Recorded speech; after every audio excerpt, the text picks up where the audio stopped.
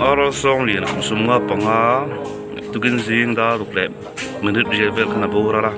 voin hi pathian ni a kumin sam ni somli panga ta na mithi kan nei som ani na chi ani dok ani ani hi than lung jek tu te kan ni a tel an zo dera ani pathum ba ka hiam pakhatikal san mana than lung hian ziak thina lai hi an room te ve ni thamol ina hian room te nei ve ni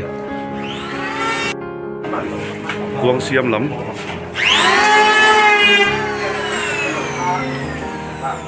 ya pazira te hoin an ve ni hi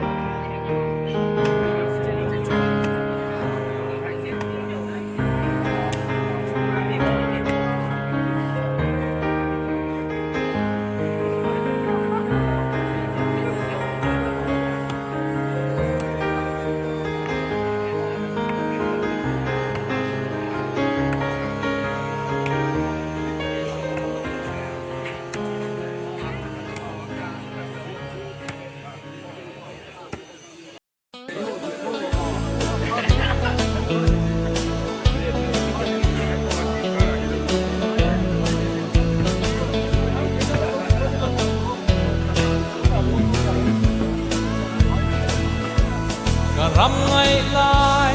Jerusalem Wai na chung zi na pia ram ki Lung ngay riêng vai Rết thầy pha tê Eng thô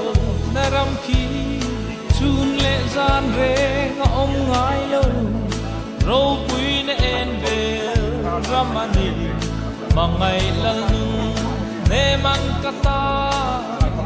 Abua say ram ki o ko pui môi mangai lung du im na ram tu mitam pu lo be ram no me em be ram moi chu simen lampang en simen an lo khoya ram ka chak twa than lung an siam do na ni e ko be ram re ba box te ram no ya nu ka paki e na ta moi an ka lum na khale na tang hian ram lo na lang tu ram ka tira o ka ha kle khapui moya ka chen ve un tur chu ka tam lai ni te atla khun ve ram no lia nu kha fakin ti dang lam ba nun khi changin ne na la ka sa o khopui môi mangai lung du im na ram tu mitam pu lo ve ram no me em ve ram moi chu ram ka chak twa lai lên ken he ko ve ram re hingai lo bin ve ram no hia nu kha fakin ne na la moi an sa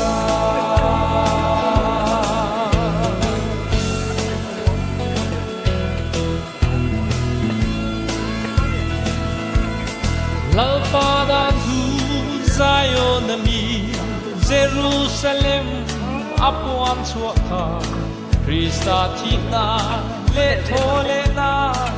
jan chin cha hi ani tu po he tu thunga cheng ta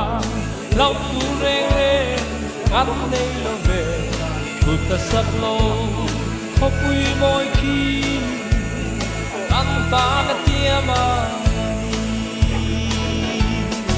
o khopui moi mangai lung tu kim na ram tu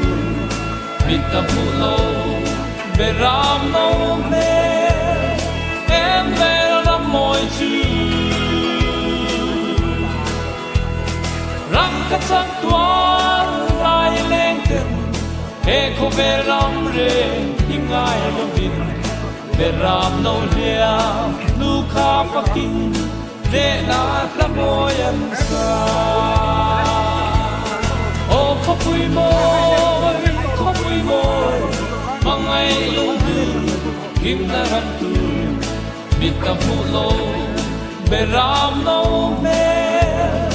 em beram moi chu ram ka chak tuan lai leng ten e ko beram re hingai lo beram no ya nu kha fakin